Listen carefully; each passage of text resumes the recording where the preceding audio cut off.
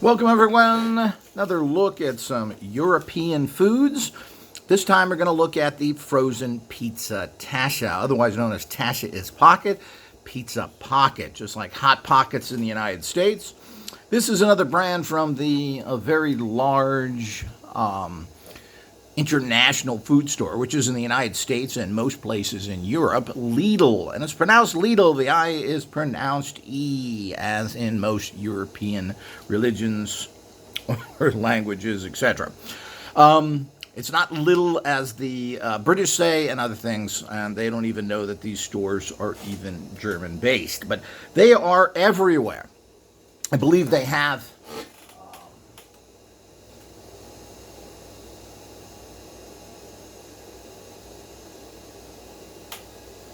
they're close to have almost 12,000 store locations across all of Europe, all of the EU, of course, Britain, Ireland, etc. And of course, they are German-based.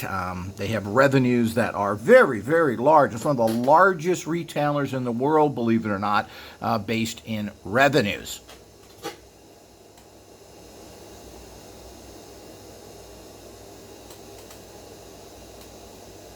With almost $90 billion in sales across Europe. Let me check the revenues here.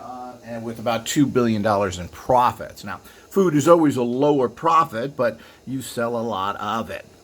So it's a huge, huge part of the giant German food industry that is trying to take over the world and has been doing that for many years now with Aldi, and that's the correct way to pronunciate it, Trader Joe's, you have Riva, you have Penny's, and a few others. And all these are huge retailers of food internationally.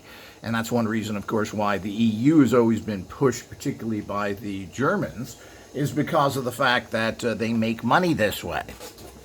Germany is relatively small, and of course, but if you're everywhere in Europe, you make a fortune. Of course, they're trying to expand into the U.S. as well. And of course, like most things you see in the world, everything is copied. Now, this Pizza Pocket, which has tomato and feta in it, kind of an interesting little side take. Feta isn't used that much in American food industry. It's relatively popular in Europe, being a Greek food. But this also, of course, is loaded. And let's go to the stuff on the back here. This is also not just that. It has mozzarella in it. Here's the ingredients. The main cheese here is mozzarella, which is almost 19%. Tomatoes, 7. Feta is just about 3.5. It has tomatoes in it. You'll see there sunflower oil, salt,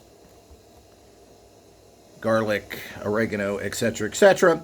And of course, that has the bread coatings and everything else. It has sugar in it.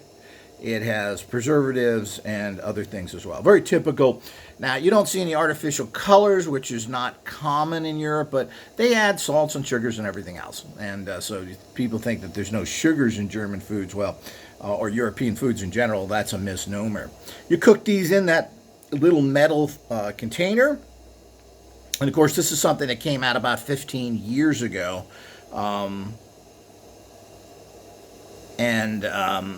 In the United States by a company called Hot Pockets.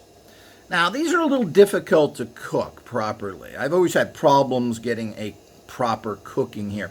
You generally put it in the microwave for 2 minutes. It's a good idea to turn it over after 1 minute to get a little more cooking. And again, you can see that this is another one of the big conglomerate products. So you cook them in these little things here. As I said, these have been around probably for 20 years now. I remember them coming mostly with Hot Pockets in the United States, but other food manufacturers have used these. This creates more intensive heat. But they stick to it. I had to rip this off here because it sticks to your actual thing here. So what is this? Well, basically, this is just a pizza folded over, a tomato pizza. That's what it is. This is what they look like. You get 3 of these packages for about 2.30, 40 euro. And you have these, and these are like quick quickie stop. And you obviously cut this out. You then insert this in here. And I've made one so you can actually look at it. And, of course, then you zap it for 2 minutes, turning it over after one. These are a little hard to cook consistently. You tend to get cold spots in them. If you cook them too much, then what happens is that you burn what's in there and it starts to dry. So it's a little tricky, ruining the flavor of this. So basically, this is just a quickie pizza is really what you're looking at. It's like a fold-over piece of pizza.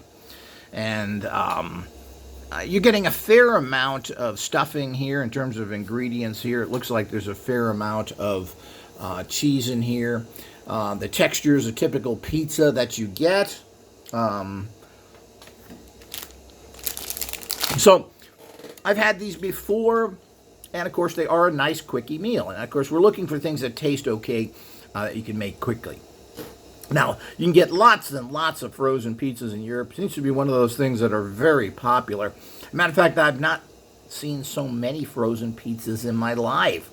You go to the large cities and some of the large supermarkets, and I've seen 150 different types of pizzas. So it's super big because there is a quickie reality, particularly within Germany, where people want things quick and easy.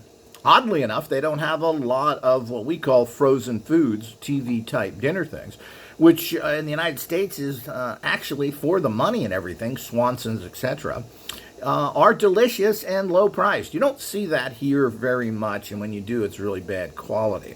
But frozen pizzas and so forth are very, very popular. There seems to be and I guess that may be international, a great lack or interest in cooking, and particularly by German females who tend to be very lazy. As you get to these types of foods, and of course, as I said, it's 2 minutes, it's ready, you pull it out of the freezer. What more could you ask for? And let's take a quick taste of this one again.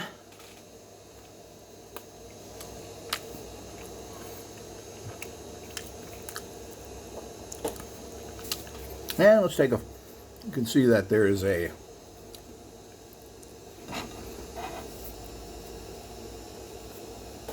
a fair amount of ingredients in here.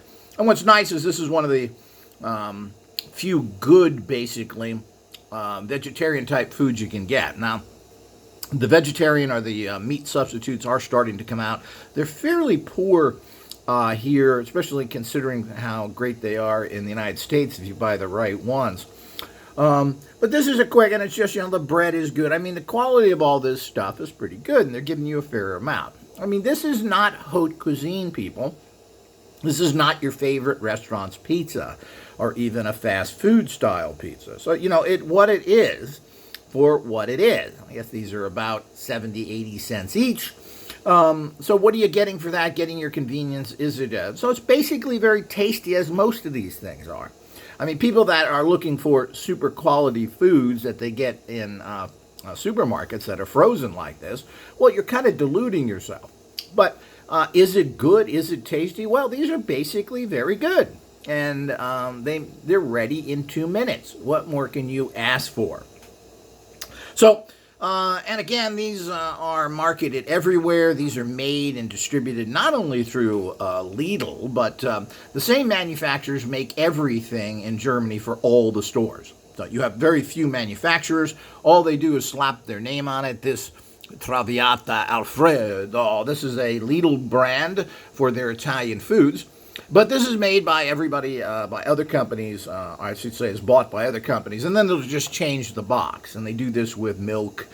They do this with every single food. So you have manufacturers that produce everything. It's a small group of people, and they just act like they're different, just like the food stores. The food stores, there are 4 or 5 food stores run by so-called different people in Germany, but not really. It's one big, giant food company. But, one company doing everything is not really possible, especially if you want to go all over the world. So there are Lidls in the United States and moving up there. These companies are notoriously anti-American, anti-labor, and you shouldn't support them. The American supermarkets generally are all unionized and pay excellent wages and have excellent benefits. The point is that people want to come in and give you a little bit of discounts on products. They don't give you much service. There isn't much going on. They have very limited offerings of food, and you pay for that. Good stores, particularly like Costco, that pay their wages, that pay their employees very well and give them benefits. These are the kind of things you want to build stores on, not on people that are robber barons that come over, and is very typical in America, particularly with Aldi's and the fifth column German store, otherwise known as Trader Joe's, which everybody likes. But the point is they have huge amounts of environmental problems. They're anti-union. They're everything else. So you got to remember that's what you pay the price, just like you pay the price with the Chinese. If people continue to buy foods and other things and butcher your home markets, well, there won't be any decent jobs at all. But you saved a nickel. Until next time.